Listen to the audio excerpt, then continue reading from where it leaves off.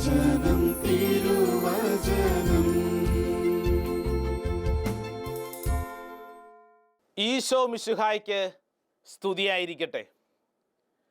പ്രിയപ്പെട്ട ദൈവജനമേ, ഈ ശുശ്രൂഷയുടെ ആത്മീയ അഭിഷേകത്തിനു വേണ്ടി പരിശുദ്ധാത്മാവ് നമുക്ക് നൽകിയിരിക്കുന്ന വചനം പഴയ നിയമത്തിലെ ബാറൂക്കിൻ്റെ പുസ്തകത്തിൽ നിന്നാണ്. ബാറൂക്കിൻ്റെ പുസ്തകം വായിച്ചിട്ടുണ്ടോ? ഇല്ലെങ്കിൽ ഈ ദിവസങ്ങളിൽ ബാറൂക്കിൻ്റെ പുസ്തകം വായിക്കാനും ധ്യാനിക്കാനും ഒരു തീരുമാനമെടുക്കുക. ബാറൂക്കിൻ്റെ പുസ്തകം 4-ാം അധ്യായം 21-ാം തിരുവചനം. വിശുദ്ധ ഗ്രന്ഥമുള്ളവർ ദയവായി തുറക്കുക, നമുക്കൊരുമിച്ച് വായിച്ച് ധ്യാനിക്കാം. Book of Baruch chapter 4 verse 21. വചനം ഇങ്ങനെ പറയുന്നു: എൻ്റെ മക്കളെ, ധൈര്യമായിരിക്കുവിൻ, ദൈവത്തെ വിളിച്ചപേക്ഷിക്കുവിൻ. ശത്രുകരങ്ങളിൽ നിന്നും അവരുടെ ശക്തിയിൽ നിന്നും അവിടുന്ന് നിങ്ങളെ മോചിപ്പിക്കും. ഒരിക്കൽ കൂടെ വായിക്കാം. ശ്രദ്ധിച്ച് വായിച്ച് നമ്മുടെ ജീവിതത്തിൽ ഈ വചനം വലിയ ഒരു ആത്മീയ അഭിഷേകമായി നമുക്ക് സ്വീകരിക്കാം. എൻ്റെ മക്കളെ, ധൈര്യമായിരിക്കുവിൻ. ബാറൂക്ക് പ്രവാചകൻ ഈ ശുശ്രൂഷയിൽ പങ്കെടുക്കുന്ന നമ്മളോട് ഓരോരുത്തരോടും പറയുകയാണ്, എൻ്റെ മക്കളെ, ധൈര്യമായിരിക്കുവിൻ. എന്നിട്ട് വചനം പറയുന്നു, ദൈവത്തെ വിളിച്ചപേക്ഷിക്കുവിൻ. ശത്രുകരങ്ങളിൽ നിന്നും അവരുടെ ശക്തിയിൽ നിന്നും അവിടുന്ന് നിങ്ങളെ മോചിപ്പിക്കും. പ്രിയപ്പെട്ടവരെ, ഈ കാലഘട്ടത്തിൽ നമ്മൾ കടന്നു പോകുന്ന സകല ദുഃഖ ദുരിതങ്ങളുടെ നടുവിലും ആവർത്തിച്ച് വായിച്ച് പഠിച്ച് മറ്റുള്ളവരോട് പ്രഖ്യാപിക്കാൻ പറ്റിയ അതിസുന്ദരമായിട്ടുള്ള വചനം. എന്താണ് വചനം? ബാറൂക്കിൻ്റെ പുസ്തകം 4-ാം അധ്യായം 21-ാം തിരുവചനം. എൻ്റെ മക്കളെ, ധൈര്യമായിരിക്കുവിൻ, ദൈവത്തെ വിളിച്ചപേക്ഷിക്കുവിൻ. ഈ വചനം ധ്യാനിക്കുമ്പോൾ പ്രിയപ്പെട്ടവരെ, നമ്മുടെയൊക്കെ ഈ ദുരിത നാളുകളിൽ നമ്മുടെയൊക്കെ മനോഭാവങ്ങൾ എന്ത് എന്ന് ധ്യാനിക്കണം. നമ്മുടെ ചിന്തകൾ എപ്രകാരമാണ് നമ്മളെ നയിക്കുന്നത് എന്ന് തിരിച്ചറിയണം. കാരണം പലരുടെയും ഉള്ളിൽ ഈ ദുരിതങ്ങളും കഷ്ടപ്പാടുകളൊക്കെ വന്നപ്പോൾ സംഭവിക്കുന്നൊരു കാര്യം, അവരെ തന്നെ നശിപ്പിക്കുന്ന തരത്തിലാണ് അവർ ചിന്തിക്കുന്നത്. പ്രിയപ്പെട്ടവർ, ഈ കാര്യത്തിൽ നമുക്കൊരു വ്യക്തത വേണം. നമ്മളെ ഉപദ്രവിക്കുന്ന തരത്തിൽ നമ്മൾ ചിന്തിക്കരുത്. അത് നമ്മളെ നശിപ്പിക്കും. കഴിഞ്ഞ ദിവസം ഒരു ചെറുപ്പക്കാരന് വേണ്ടി പ്രാർത്ഥിക്കാൻ അവൻ്റെ വീട്ടിൽ ചെന്നു. അവൻ്റെ മാതാപിതാക്കളുടെ സ്നേഹപൂർവമായ നിർബന്ധം മൂലമാണ് അവൻ്റെ വീട്ടിൽ ചെന്നത്. പ്രിയപ്പെട്ടവരെ, ഈ ചെറുപ്പക്കാരന് ജീവിതത്തിൽ പഠിച്ച് ഒരു ഉന്നത നിലയിലെത്തണമെന്ന് വലിയ ആഗ്രഹമായിരുന്നു, അവൻ്റേതായ സ്വപ്നം. അതോടൊപ്പം തന്നെ അവൻ്റെ മാതാപിതാക്കൾക്കും അതേ സ്വപ്നം തന്നെയായിരുന്നു. എന്നാൽ ഈ നാളുകളിൽ ഈ മഹാമാരിയെല്ലാം വന്നപ്പോൾ അവൻ്റെ സ്വപ്നങ്ങളും പ്രതീക്ഷകളും ഒന്നും പൂവണിഞ്ഞില്ല. അവൻ എഴുതിയ പരീക്ഷയൊന്നും അവന് പാസ്സാകാൻ പറ്റിയില്ല. അവൻ വിദേശത്ത് പോകാൻ ആഗ്രഹിച്ചു, അതൊന്നും ശരിയായിട്ടില്ല. ഇപ്പോഴത്തെ അവൻ്റെ അവസ്ഥ എന്താണെന്നറിയൂ? അവൻ വീടിനുള്ളിൽ മുറിക്കകത്ത് കതകടച്ചിരിക്കുകയാണ്. താടിയൊക്കെ നീട്ടി നിരാശയും ദുഃഖവും അവനെ വേട്ടയാടുന്നു. ഭക്ഷണം കഴിക്കുന്നില്ല, പുറത്തിറങ്ങുന്നില്ല, കൂട്ടുകാരുടെയോ നാട്ടുകാരുടെ അടുക്കിലേക്ക് പോകാൻ താല്പര്യമില്ല. ജീവിതം തന്നെ അവസാനിപ്പിച്ചു എന്ന തരത്തിലാണ് അവൻ്റെ നിലപാട്. പ്രിയപ്പെട്ടവരെ, ഇത് ഒരൊറ്റപ്പെട്ട സംഭവമായിട്ട് കണക്കാക്കരുത്. അനേകരുടെ ജീവിതത്തിൽ പ്രതിസന്ധികളും അസ്വസ്ഥതകളും ഉണ്ടാകുമ്പോൾ അവരെ തന്നെ നശിപ്പിക്കുന്ന തരത്തിൽ, ഉപദ്രവിക്കുന്ന തരത്തിൽ ചിന്തിക്കുന്നവരുണ്ട്. ഞാനീ പറഞ്ഞ ചെറുപ്പക്കാരൻ ഒരു ഉദാഹരണം മാത്രം. ഈ ശുശ്രൂഷയിൽ പങ്കെടുക്കുന്ന എൻ്റെ പ്രിയപ്പെട്ടവരെ, നിന്റെ ജീവിതത്തിൽ ഒരു പ്രതിസന്ധി വരുമ്പോൾ എല്ലാം അവസാനിച്ചു എന്ന് കരുതി നിന്നെ തന്നെ നശിപ്പിക്കുന്ന തരത്തിലാണോ നീ ചിന്തിക്കുന്നത്? ദൈവത്തിനു മുമ്പിൽ അല്പസമയം നമ്മൾ ധ്യാന വിഷയമാക്കുമ്പോൾ ഈ കാലഘട്ടത്തിലെ ചില വിശുദ്ധർ ചില കാര്യങ്ങൾ നമ്മളെ പഠിപ്പിക്കാൻ ആഗ്രഹിക്കുകയാണ്. പ്രത്യേകിച്ച് ഒരു പ്രതിസന്ധിയും ദുഃഖവും ദുരിതവുമൊക്കെ വരുമ്പോൾ എങ്ങനെയാണ് ജീവിതത്തെ കൈകാര്യം ചെയ്യേണ്ടതെന്ന് ഈ കാലഘട്ടത്തിലെ 5 പ്രധാനപ്പെട്ട വിശുദ്ധരിലൂടെ നമ്മൾ അല്പസമയം പഠിക്കാൻ പോവുകയാണ്. താല്പര്യമുള്ളവർക്ക് നോട്ട് ബുക്കൊക്കെ എടുത്ത് ഈ വിശുദ്ധർ പറഞ്ഞ കാര്യം എഴുതി വായിച്ച് പഠിച്ച് തങ്ങളുടെ ജീവിതത്തിൽ അഭിഷേകമായി സ്വീകരിക്കാവുന്നതാണ്. ഈ പറയുന്ന വിശുദ്ധരെല്ലാവരും തന്നെ അതിശക്തമായ ദുഃഖത്തിലൂടെയും ദുരിതത്തിലൂടെയും കടന്നുപോയിട്ടുള്ളവരാണ്. എന്നാൽ അതിൻ്റെ എല്ലാം നടുവിൽ അവർ ദൈവമഹത്വം അനുഭവിക്കുകയും പ്രത്യാശയിൽ ജീവിക്കുകയും ചെയ്തവരാണ്. അങ്ങനെയെങ്കിൽ നമുക്ക് 5 ഈ കാലഘട്ടത്തിലെ വിശുദ്ധർ നമ്മളോട് ഈ കാലഘട്ടത്തിൽ പറയുന്ന സന്ദേശം പഠിക്കാം. ഒന്നാമതായിട്ട് നമ്മൾ പഠിക്കാൻ പോകുന്നത് വിശുദ്ധ പാദ്രെ പിയോ. നമുക്കൊക്കെ വളരെ പ്രിയപ്പെട്ട പാദ്രെ പിയോ. ഈ വിശുദ്ധ പാദ്രെ പിയോ നൽകിയിട്ടുള്ള ഒരു സന്ദേശമുണ്ട്. ആ സന്ദേശം ഇങ്ങനെയാണ്: പ്രാർത്ഥിക്കൂ, പ്രതീക്ഷ ഉള്ളവരായിരിക്കൂ, ദുഃഖിക്കാതിരിക്കൂ. ശ്രദ്ധിച്ച് കേൾക്കണം. പ്രാർത്ഥിക്കൂ, പ്രതീക്ഷ ഉള്ളവരായിരിക്കൂ, ദുഃഖിക്കാതിരിക്കൂ. ഈ മഹാമാരിയുടെ നാളുകളിൽ നമ്മളോട് തന്നെ ആവർത്തിച്ച് പറയേണ്ട കാര്യം വിശുദ്ധ പാദ്രെ പിയോ നാളുകൾക്ക് മുമ്പ് തൻ്റെ മുമ്പിലുണ്ടായിരുന്ന ഒരു പറ്റം ദൈവജനത്തോട് പറഞ്ഞു പഠിപ്പിച്ചു. പ്രാർത്ഥിക്കൂ, പ്രതീക്ഷ ഉള്ളവരായിരിക്കൂ, ദുഃഖിക്കാതിരിക്കൂ. പ്രിയപ്പെട്ടവരെ, നമ്മുടെ അനുദിന ജീവിതത്തിൽ നമുക്കൊക്കെ പ്രാവർത്തികമാക്കാൻ പറ്റിയ അതിസുന്ദരമായിട്ടുള്ള ഒരു ആപ്തവാക്യം. കാരണം ദുഃഖിക്കാൻ കാരണങ്ങൾ ഏറെ നമുക്ക് ചുറ്റുമുണ്ട്. നമ്മുടെ ജീവിതത്തിൽ തളർത്തിക്കറയാവുന്ന അനേക കാര്യങ്ങളുണ്ട്. ഇതിൻ്റെ എല്ലാം നടുവിൽ പ്രാർത്ഥിക്കണം, ദൈവത്തിൽ ആശ്രയിക്കണം, ദുഃഖിക്കരുതെന്ന് വിശുദ്ധ പാദ്രെ പിയോ നമ്മളെ ഓർമ്മപ്പെടുത്തുകയാണ്. കഴിഞ്ഞ മാസം ഞങ്ങളുടെ ഈ ധ്യാന കേന്ദ്രത്തിനടുത്തുള്ള ഒരു കുടുംബത്തിൽ ഒരു മരണം നടന്നു. അപ്രതീക്ഷിതമായിരുന്നു. ഞങ്ങൾക്കൊക്കെ വലിയ ഞെട്ടലുളവാക്കിയ ഒരു മരണം. ആ കുടുംബനാഥൻ കോവിഡ് വന്നു മരിച്ചു. ആരും പ്രതീക്ഷിച്ചില്ല. വലിയ പ്രായമില്ല. അദ്ദേഹത്തിന് 2 ചെറിയ കുട്ടികൾ, ഭാര്യ. പ്രിയപ്പെട്ടവരെ, ആർക്കും ഈ ദുഃഖം സഹിക്കാൻ പറ്റുന്നില്ല. നീണ്ട നാളുകളായി ഈ സഹോദരി സങ്കടത്തിലാണ്, ദുഃഖത്തിലാണ്. കഴിഞ്ഞ ദിവസം ഈ സഹോദരിയെ കണ്ടപ്പോൾ ആ സഹോദരിയോട് ഞാൻ ചോദിച്ചു, എങ്ങനെയാണ് ഈ ദുഃഖം കൈകാര്യം ചെയ്യുന്നത്? അപ്പോൾ ആ സ്ത്രീ എന്നോട് പറഞ്ഞു, അച്ഛാ, എൻ്റെ ജീവിതത്തിൽ എന്നെ ഇപ്പോൾ ദൈവം കരം പിടിച്ചു നടത്തുകയാണ്. കാരണം ഭർത്താവിൻ്റെ മരണശേഷം എനിക്കാരുമില്ല എന്നുള്ളൊരു ചിന്ത, എന്തു ചെയ്യണമെന്ന് എനിക്ക് അറിഞ്ഞുകൂടാ. ജീവിതത്തിൽ എല്ലാം നഷ്ടപ്പെട്ട ഒരവസ്ഥ. ദൈവമേ, എന്തുകൊണ്ട് ഇങ്ങനെയൊക്കെ സംഭവിച്ചുവെന്ന് ഞാൻ ആവർത്തിച്ച് ചോദിച്ചു. അങ്ങനെ ഞാൻ പ്രാർത്ഥിച്ചുകൊണ്ടിരിക്കുമ്പോൾ എനിക്ക് ദൈവത്തിൻ്റെ ആത്മാവ് ഒരു വചനം തന്നു. ആ സഹോദരി പറഞ്ഞ വചനം ഇങ്ങനെയാണ്: ജെറമിയായുടെ പ്രവചനം 31-ാം അധ്യായം 9-ാം തിരുവചനം. പ്രിയപ്പെട്ടവരെ, book of Jeremiah chapter 31 verse 9 വചനം പറയുന്നു, കണ്ണീരോടെയാണ് അവർ വരുന്നത്, എന്നാൽ ഞാൻ അവരെ ആശ്വസിപ്പിച്ചു നയിക്കും. അവരുടെ വഴി സുഗമമായിരിക്കും, അവർക്ക് കാലിടറുകയില്ല. ഇതാണ് വചനം. ഈ സ്ത്രീ പറയാം, അച്ഛാ, കണ്ണുനീരോടുകൂടിയാണ് ഞാൻ പ്രാർത്ഥിക്കുന്നത്.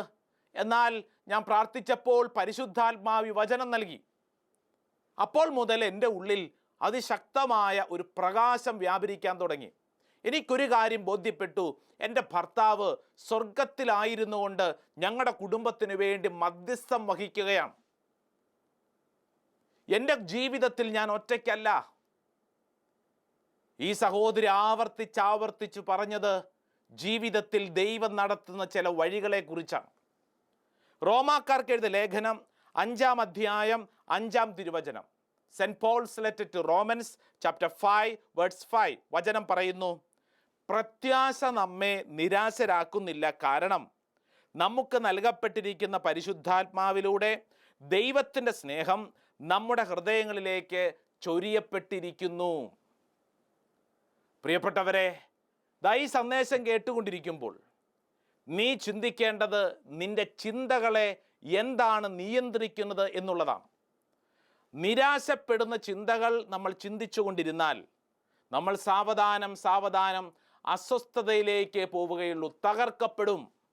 എന്നാൽ ദൈവം നൽകുന്ന പ്രകാശം നിറഞ്ഞ ചിന്തകൾ, പ്രത്യാശയുടെയും പ്രാർത്ഥനയുടേതുമായിട്ടുള്ള അഭിഷേകം നമ്മളെല്ലാവരെയും ബലപ്പെടുത്തും. അപ്പോൾ പാദ്രെ പി എന്ന് പറയുന്ന ഈ കാലഘട്ടത്തിൽ വിശുദ്ധൻ എന്നോടും ഈ ശുശ്രൂഷയിൽ പങ്കെടുക്കുന്ന നമ്മളോട് ഓരോരുത്തരോടും പറയുന്ന കാര്യം എന്താണ്? എഴുതി വെച്ച് പഠിച്ചുകൊള്ളൂ, പ്രാർത്ഥിക്കൂ, പ്രതീക്ഷ ഉള്ളവരായിരിക്കൂ, ദുഃഖിക്കാതിരിക്കൂ. ഇനി രണ്ടാമതായിട്ട് നമ്മൾ പഠിക്കുന്ന വിശുദ്ധൻ നമുക്കൊക്കെ പ്രിയപ്പെട്ട വിശുദ്ധ ജോൺ ബോൾ രണ്ടാമൻ മാർപ്പാപ്പയാണ്. വിശുദ്ധ ജോൺ ബോൾ രണ്ടാമൻ മാർപ്പാപ്പ പറഞ്ഞിരിക്കുന്ന ഒരു സന്ദേശം ഇപ്പം കേൾക്കുക, അത് പഠിക്കുക. വചനം ഇങ്ങനെയാണ്: നമ്മുടെ ഭൗതിക അസ്തിത്വത്തിന് പ്രതീക്ഷയും ലക്ഷ്യവും നൽകുന്നത് യേശു ക്രിസ്തുവാണ്. എഴുതി വെച്ച് പഠിച്ചോണം. ഇങ്ങനെയാണ് സെൻറ്റൻസ്: നമ്മുടെ ഭൗതിക അസ്തിത്വത്തിന് പ്രതീക്ഷയും ലക്ഷ്യവും നൽകുന്നത് യേശു ക്രിസ്തുവാണ്. യേശു ക്രിസ്തുവാണ് നമ്മുടെ ഭൗതിക അസ്തിത്വം എന്ന് പറഞ്ഞാൽ ഈ ലോകത്തിലെ നമ്മുടെ ഐഡൻറ്റിറ്റി. അത് ആരിലൂടെയാണ് പൂർത്തീകരിക്കപ്പെടുന്നത്? ആരാണ് അത് നിർവചിക്കുന്നത്? അതിൻ്റെ പൂർത്തീകരണം യേശുവിലൂടെയാണ്. ഈ കാര്യം മനസ്സിലാക്കിയിട്ട് പൗലോസ് ശ്ലീഹ തൻ്റെ കൊരിന്തോസർക്ക് എഴുതിയ ലേഖനം 1 കൊരിന്തോസ് 15-ാം അധ്യായം 19-ാം തിരുവചനത്തിൽ പറയുന്നു: ഈ ജീവിതത്തിനു വേണ്ടി മാത്രം ക്രിസ്തുവിൽ പ്രത്യാശ വച്ചിട്ടുള്ളവരാണെങ്കിൽ നമ്മൾ എല്ലാ മനുഷ്യരെക്കാൾ നിർഭാഗ്യരാണ്. ശ്രദ്ധിച്ചു പഠിച്ചോണം. എന്താണ്? ഈ ലോകത്തിനു വേണ്ടി മാത്രം ക്രിസ്തുവിൽ പ്രത്യാശ വച്ചിട്ടുണ്ടെങ്കിൽ നമ്മളെല്ലാവരും നിർഭാഗ്യരാണ്. പ്രിയപ്പെട്ടവരെ, ഈ ലോകത്തിനപ്പുറം ഒരു ജീവിതമുണ്ടെന്നും അത് ക്രിസ്തുവിനോട് കൂടെയാണ് അത് നിർവചിക്കപ്പെടേണ്ടത്. ഇല്ലെങ്കിൽ എന്ത് സംഭവിക്കും? വല്ലാത്തൊരു ശൂന്യത നമുക്കൊക്കെ അനുഭവപ്പെടും. നമ്മൾ ഒരു വ്യക്തിയുടെ ഐഡൻറ്റിറ്റി അല്ലെങ്കിൽ ആ വ്യക്തിയുടെ വാല്യൂ, വില മനസ്സിലാക്കുന്നത് ആ വ്യക്തി ഈ ലോകത്തിൽ എന്ത് നേടി എന്നുള്ളതിനോട് ബന്ധപ്പെടുത്തിയാണ്. അതുകൊണ്ടല്ലേ ചില സമയത്തൊക്കെ ചിലരെക്കുറിച്ച് നമ്മൾ പറയുന്നത്, 10 പൈസയുടെ വിലയുണ്ടോ നിനക്ക്? 10 അക്ഷരം നീ പഠിച്ചിട്ടുണ്ടോ? ചിലരോടൊക്കെ ചോദിക്കില്ലേ? എന്ന് പറഞ്ഞാൽ നമ്മൾ കണക്കാക്കുന്നത് ഒരു വ്യക്തിയുടെ വില ഈ ചുറ്റുവട്ടത്ത് ആ വ്യക്തി നേടിയിരിക്കുന്ന ചില കാര്യങ്ങളോട് ബന്ധപ്പെട്ടാണ്. ആ വ്യക്തി നേടിയിട്ടുള്ള പണം, ആ വ്യക്തി നേടിയിട്ടുള്ള വിദ്യാഭ്യാസം, ബിരുദാനന്തര ബിരുദം, ജോലി, ജീവിതത്തിൽ ചുറ്റുവട്ടത്തും നമ്മൾ കാണുന്ന പലതും. എന്നാൽ ഒരു വ്യക്തിയുടെ ഐഡൻറ്റിറ്റി എന്ന് പറയുന്നത് അത് ക്രിസ്തുവിനോട് ചേർത്ത് വെച്ച് വേണം മനസ്സിലാക്കാൻ. അതുകൊണ്ടാണ് ജോൺ ബോൾ രണ്ടാമൻ മാർപ്പാപ്പ ഈ കാലഘട്ടത്തിൽ നമ്മുടെ മനസ്സിൽ എപ്പോഴും സൂക്ഷിക്കേണ്ട ഒരു കാര്യം ആവർത്തിച്ച് നമ്മളോട് പറയുന്നത്: നമ്മുടെ ഭൗതിക അസ്തിത്വത്തിന് പ്രതീക്ഷയും ലക്ഷ്യവും നൽകുന്നത് യേശു ക്രിസ്തുവാണ്. പ്രിയപ്പെട്ടവരെ, ജ്ഞാനത്തിൻ്റെ പുസ്തകം 3-ാം അധ്യായം 4-5 വചനങ്ങൾ, book of wisdom chapter 3 words 4 and 5. ശിക്ഷിക്കപ്പെട്ടവരെന്ന് മനുഷ്യദൃഷ്ടിയിൽ തോന്നിയാലും അനശ്വരമായ പ്രത്യാശയുള്ളവരാണവർ. ദൈവം അവരെ പരിശോധിക്കുകയും യോഗ്യരെന്ന് കാണുകയും ചെയ്തു. അല്പകാല ശിക്ഷണത്തിനു ശേഷം അവർക്ക് വലിയ നന്മ കൈവരും. ഉലയിൽ സ്വർണമെന്ന പോലെ അവിടുന്ന് അവരെ ശോധന ചെയ്തു. ഈ കാലഘട്ടത്തിൽ നീ കടന്നു പോകുന്ന ഞെരുക്കങ്ങളും മഹാദുരിതത്തിൻ്റെ നടുവിൽ നീ ഒരു കാര്യം കൈവിടരുത്: പ്രത്യാശ. ദൈവത്തിലുള്ള പ്രത്യാശ നീ കൈവിടരുത്. ദൈവമാണ് ഈ കാലഘട്ടത്തിൽ നമ്മുടെ ഐഡൻറ്റിറ്റിയെ കൃത്യം വ്യക്തമാക്കി നമ്മുടെ മുമ്പിൽ നൽകുന്നത്. മൂന്നാമതായിട്ട് നമ്മൾ പഠിക്കുന്ന വിശുദ്ധ നമുക്കൊക്കെ പ്രിയപ്പെട്ട അസീസിയിലെ വിശുദ്ധ ക്ലാരയാണ്. ഈ ദുരിതനാളുകളിൽ വിശുദ്ധ ക്ലാര നമ്മളോട് എന്താ പറയണമെന്നറിയോ? ഇങ്ങനെ പറയുന്നു: കർത്താവിൽ ജീവിക്കുകയും പ്രത്യാശിക്കുകയും ചെയ്യുക. ആരിൽ? കർത്താവിൽ. ഭർത്താവിലല്ല, കർത്താവിൽ ആശ്രയിക്കുകയും പ്രത്യാശിക്കുകയും ചെയ്യുക. ഇത് വളരെ പ്രധാനപ്പെട്ട ഒരു കാര്യമാണ്. കാരണം നമ്മളൊക്കെ പലപ്പോഴും ആശ്രയിക്കുന്നത് നമ്മളെ തന്നെയാണ്, ശരിയല്ലേ? പക്ഷെ ഒരു കുഴപ്പമുണ്ട്. നമ്മളെ തന്നെ ആശ്രയിക്കും തോറും നമ്മുടെ മുമ്പിൽ തെളിഞ്ഞു വരുന്നത് നമ്മുടെ കുറവുകളും പോരായ്മകളുമാണ്. നമ്മളെക്കുറിച്ച് തന്നെ ചിന്തിക്കും തോറും നമുക്ക് തന്നെ ഒരു വിലയില്ലാത്ത അനുഭവം തോന്നും ചിലപ്പോഴൊക്കെ. നാളുകൾക്ക് മുമ്പ് ധ്യാനാവസരത്തിൽ ഒരു ചെറുപ്പക്കാരൻ കുംഭസാരമൊക്കെ കഴിഞ്ഞ് എന്നോട് പറഞ്ഞു, അച്ഛാ, ഞാൻ നല്ല തീരുമാനങ്ങളൊക്കെ എടുത്തിരിക്കുകയാണ്, ഞാനൊരു വിശുദ്ധമായ ജീവിതത്തിന് വേണ്ടി തീരുമാനം എടുത്തിട്ടുണ്ട്, പക്ഷേ എനിക്കൊരു ഉറപ്പുമില്ല, ഈ തീരുമാനങ്ങളൊക്കെ നിറവേറ്റാൻ പറ്റുമോ എന്ന് എനിക്കൊരു ഉറപ്പുമില്ല. ഞാൻ അവനോട് പറഞ്ഞു, നീ പറഞ്ഞത് ശരിയാണ്, നിന്നെക്കൊണ്ട് ഈ തീരുമാനങ്ങൾ നിറവേറ്റാൻ പറ്റുമെന്ന് നീ വിശ്വസിക്കരുത്. മറിച്ച് നീ ഇനി മുതൽ ആശ്രയിക്കേണ്ടത് ദൈവത്തിലാണ്. നീ നിന്നിലുള്ള ആശ്രയത്വം അവസാനിപ്പിച്ച് നീ ദൈവത്തിൽ ആശ്രയിക്കുക. ദൈവം നിന്നെ വഴി നടത്തും. ധ്യാനിച്ച് പ്രാർത്ഥിക്കാൻ പറ്റിയ വചനം സങ്കീർത്തനം 62 അധ്യായം 5ഉം 6ഉം തിരുവചനം. Book of Sam chapter 62 words 5 and 6. വചനം പറയുന്നു, ദൈവത്തിൽ മാത്രമാണ് എനിക്ക് ആശ്വാസം, അവിടുന്നാണ് എനിക്ക് പ്രത്യാശ നൽകുന്നത്, അവിടുന്ന് മാത്രമാണ് എൻ്റെ അഭയശിലയും കോട്ടയും, എനിക്ക് കുലുക്കം തട്ടുകയില്ല. ആരാ പറയുന്നത്? സങ്കീർത്തകൻ പറയുക. ദൈവമേ, അങ്ങ് മാത്രമാണ് എൻ്റെ ആശ്രയം. വീണ്ടും സങ്കീർത്തനം 115 അതിൻ്റെ 12 തിരുവചനം. Book of Sam chapter 115 words 12. വചനം പറയുന്നു, കർത്താവിന് നമ്മെക്കുറിച്ച് വിചാരമുണ്ട്, അവിടുന്ന് നമ്മെ അനുഗ്രഹിക്കും. ആർക്ക് നമ്മളെക്കുറിച്ച് വിചാരമുണ്ട്? കർത്താവിന് നമ്മളെക്കുറിച്ച് വിചാരമുണ്ട്. അപ്പം അതുകൊണ്ട് അസീസിയിലെ വിശുദ്ധ ക്ലാര നമ്മളെ പറഞ്ഞ് പഠിപ്പിക്കുകയാണ്, കർത്താവിൽ ജീവിക്കുകയും പ്രത്യാശിക്കുകയും ചെയ്യുക. നാലാമതായിട്ട് നമ്മൾ പഠിക്കുന്ന നമ്മുടെ പ്രിയപ്പെട്ട വിശുദ്ധ അത് വിശുദ്ധ കൊച്ചുത്രേസ്യയാണ്. നമുക്കൊക്കെ ഏറെ ഇഷ്ടപ്പെട്ട വിശുദ്ധ. ആ വിശുദ്ധ നമ്മളോട് പറയുകയാണ്, എൻ്റെ പ്രതീക്ഷ ഒരിക്കലും തെറ്റിയിട്ടില്ല. കൊച്ചുത്രേസ്യ പറയുക, ഈ ദുരിത നാളുകളിൽ നമ്മൾ തിരിച്ചറിയേണ്ട വളരെ പ്രധാനപ്പെട്ട കാര്യം, എൻ്റെ പ്രതീക്ഷ ഒരിക്കലും തെറ്റിയിട്ടില്ല എന്ന് പറഞ്ഞാൽ പ്രതീക്ഷ മുഴുവൻ ക്രിസ്തുവിലാണെന്ന് കൊച്ചുത്രേസ്യ ആവർത്തിച്ച് നമ്മളെ പഠിപ്പിക്കുന്നുണ്ട്. ഈ കാലഘട്ടത്തിലെ ദുരിതങ്ങളെല്ലാം അപ്രകാരം ഈ വിശുദ്ധരുടെ കണ്ണുകളിലൂടെ നമ്മൾ കണ്ടാൽ നമ്മുടെ ഉള്ളിൽ ദൈവീകമായ ചില ഇടപെടലുകൾ നമുക്ക് അനുഭവിക്കാൻ സാധിക്കും. ഇല്ലെങ്കിൽ എന്തു സംഭവിക്കും? തലയ്ക്കകത്ത് എപ്പോഴും നിരാശയും ദുഃഖവും. വിചാരിച്ച പോലെ കാര്യങ്ങളൊന്നും നടന്നില്ലല്ലോ, വിദേശത്ത് പോകാൻ പറ്റിയില്ലല്ലോ, ആ ജോലി ശരിയായില്ലല്ലോ, ഇൻ്റർവ്യൂ ശരിയായില്ലല്ലോ, സാമ്പത്തികമായ ഞെരുക്കങ്ങൾ. പ്രിയപ്പെട്ടവരെ, നമ്മുടെ മുമ്പിൽ ദുഃഖിക്കാൻ കാരണങ്ങൾ ഏറെയുണ്ട്. എന്നാൽ വിശുദ്ധർ നമ്മളെ പഠിപ്പിക്കുന്ന കാര്യം ദുഃഖിക്കാതിരിക്കുക, മറിച്ച് പ്രത്യാശയിൽ വളരുക. അഞ്ചാമതായിട്ട് നമ്മൾ പഠിക്കുന്ന വിശുദ്ധ, പ്രിയപ്പെട്ടവരെ, നമ്മുടെ പ്രിയപ്പെട്ട വിശുദ്ധ ഫൗസ്റ്റീനയാണ്. പ്രത്യേകിച്ച് നമുക്കറിയാം, ഈ നാളുകളിൽ ലോകം മുഴുവൻ യേശുവിൻ്റെ കരുണയുടെ വലിയ ഒരു പ്രവാചക ദൗത്യം നമുക്ക് മുമ്പിൽ നൽകിയ വിശുദ്ധ ഫൗസ്റ്റീന. വിശുദ്ധ ഫൗസ്റ്റീനയുടെ ഡയറി കുറിപ്പുകളൊക്കെ വളരെ പ്രസിദ്ധമാണ്. നമ്മളൊക്കെ കരുണക്കൊന്ത ചൊല്ലി പ്രാർത്ഥിക്കുന്നവരാണ്. വിശുദ്ധ ഫൗസ്റ്റീനയിലൂടെയാണ് നമുക്ക് ആ ദൈവ കരുണയെക്കുറിച്ചുള്ള വെളിപ്പെടുത്തലുകളെല്ലാം ലഭിച്ചത്. വിശുദ്ധ ഫൗസ്റ്റീന ആവർത്തിച്ച് പറയുന്നൊരു കാര്യമുണ്ട്, യേശുവാണ് നമ്മുടെ പ്രതീക്ഷ. ആരാണ്? യേശുവാണ് നമ്മുടെ പ്രതീക്ഷ. നീ ചിന്തിക്കുക, നിന്റെ പ്രതീക്ഷ ആരിലാണ്? ഈ മാസം കിട്ടാൻ പോകുന്ന ശമ്പളത്തിലാണോ? നിന്നെ എപ്പോഴും പൊന്നുപോലെ നോക്കുമെന്ന് കരുതുന്ന നിന്റെ ഭർത്താവിലാണോ, നിന്റെ ഭാര്യയിലാണോ, നിന്റെ മക്കളിലാണോ, നിന്റെ മാതാപിതാക്കളിലാണോ? അതോ ഏതെങ്കിലും പ്രസ്ഥാനങ്ങളിലാണോ? അതോ ഏതെങ്കിലും വ്യക്തികളിലാണോ? ആരിലാണ് നിന്റെ പ്രതീക്ഷ?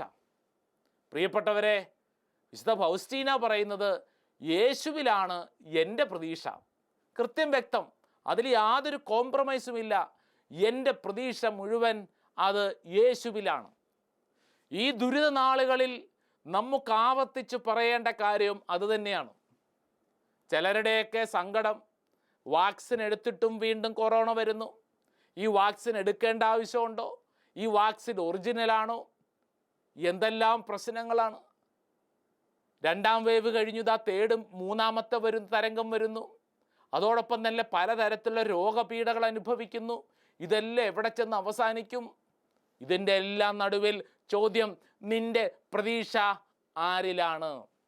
നിന്റെ പ്രതീക്ഷ അത് യേശുവിലായിരിക്കട്ടെ. നിത്യം നിലനിൽക്കുന്ന യാഥാർത്ഥ്യമായ യേശുവിലായിരിക്കട്ടെ. ധ്യാനിച്ചു പ്രാർത്ഥിക്കാൻ പറ്റിയ വചനം യേശയ്യയുടെ പുസ്തകം 59 അധ്യായം അതിൻ്റെ 1 തിരുവചനം. Book of Isaiah chapter 59 words 1 വചനം പറയുന്നു, രക്ഷിക്കാൻ കഴിയാത്ത വിധം കർത്താവിൻ്റെ കരം കുറുകിപ്പോയിട്ടില്ല, കേൾക്കാനാവാത്ത വിധം അവിടുത്തെ കാതുകൾക്ക് മാന്യം സംഭവിച്ചിട്ടില്ല.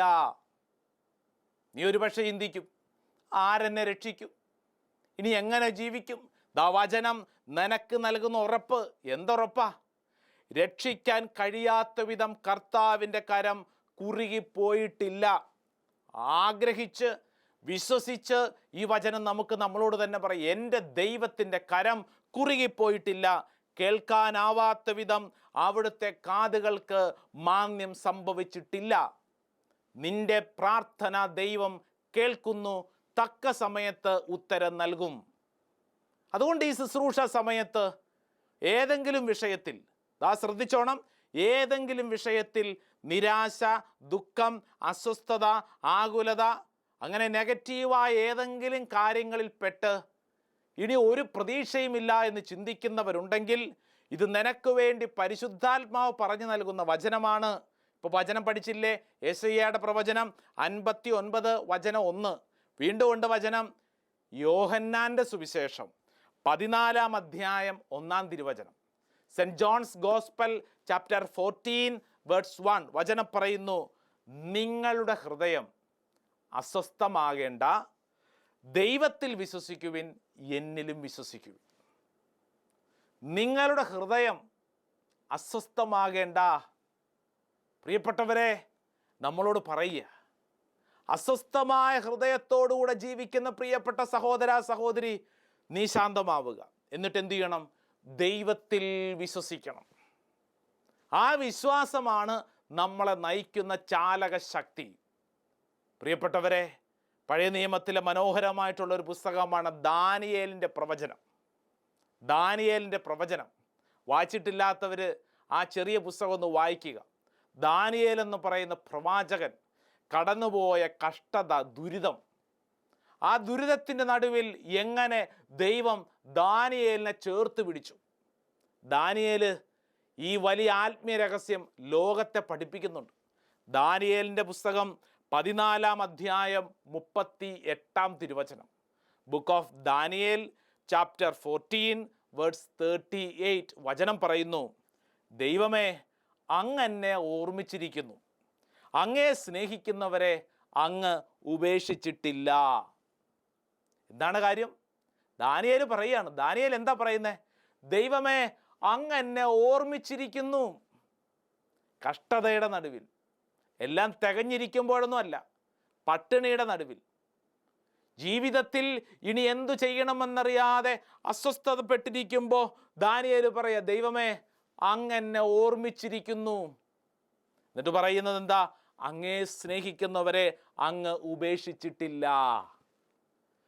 ഈ നാളുകളിൽ നമുക്കും പറയാം ആവർത്തിച്ച്, ദൈവമേ, അങ്ങ് എന്നെ ഓർമ്മിച്ചിരിക്കുന്നു, അങ്ങ് എന്നെ ഓർമ്മിച്ചിരിക്കുന്നു. അങ്ങേ സ്നേഹിക്കുന്നവരെ അങ്ങ് ഒരിക്കലും ഉപേക്ഷിക്കുകയില്ല. ചിലപ്പോൾ നമ്മൾ വിചാരിക്കുന്ന പോലെ കാര്യങ്ങളെല്ലാം അങ്ങോട്ട് എടിപിടിന്ന് ശരിയാവുന്നെന്ന് പ്രതീക്ഷിക്കേണ്ട. പക്ഷേ ദൈവം ഉപേക്ഷിക്കില്ല, ദൈവം ഉപേക്ഷിക്കില്ല. അതുകൊണ്ട് നമ്മൾ ഒരു കാര്യം ഉറപ്പിക്കുക. ഈ ശുശ്രൂഷയുടെ സമാപന സമയത്ത് മനസ്സിൽ ഒരു തീരുമാനമെടുക്കുക. നമ്മളെ തകർക്കുന്ന തരത്തിൽ, ഉപദ്രവിക്കുന്ന തരത്തിൽ ചിന്തകൾ തലയ്ക്കകത്ത് കൊണ്ട് നടക്കരുത്. നമ്മളെ നശിപ്പിക്കുന്ന ഒരു കാര്യത്തിലും നമ്മൾ ഇടപെടരുത്. മറിച്ച് ആത്മീയ മേഖലയിൽ വളരാൻ കിട്ടുന്ന സമയവും സാഹചര്യങ്ങളും ഉപയോഗിക്കുക. വചനം മറക്കാതെ ഹൃദയത്തിൽ സൂക്ഷിക്കണം. ഏതാണ് വചനം?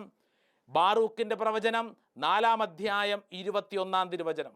ചുറ്റുവട്ടത്തുള്ളവരോടൊക്കെ പറഞ്ഞു കൊടുക്കണം കേട്ടോ. കുടുംബത്തിലുള്ളവരോടൊക്കെ പറഞ്ഞു കൊടുക്കണം. നിന്റെ സുഹൃത്തുക്കളോട് പറഞ്ഞു കൊടുക്കണം, പഠിപ്പിക്കണം. ഏതാണ് വചനം? Baruch chapter 4 verse 21. എൻ്റെ മക്കളെ, ധൈര്യമായിരിക്കുവിൻ, ദൈവത്തെ വിളിച്ചപേക്ഷിക്കുവിൻ, ശത്രുകരങ്ങളിൽ നിന്നും അവരുടെ ശക്തിയിൽ നിന്നും അവിടുന്ന് നമ്മളെ മോചിപ്പിക്കും.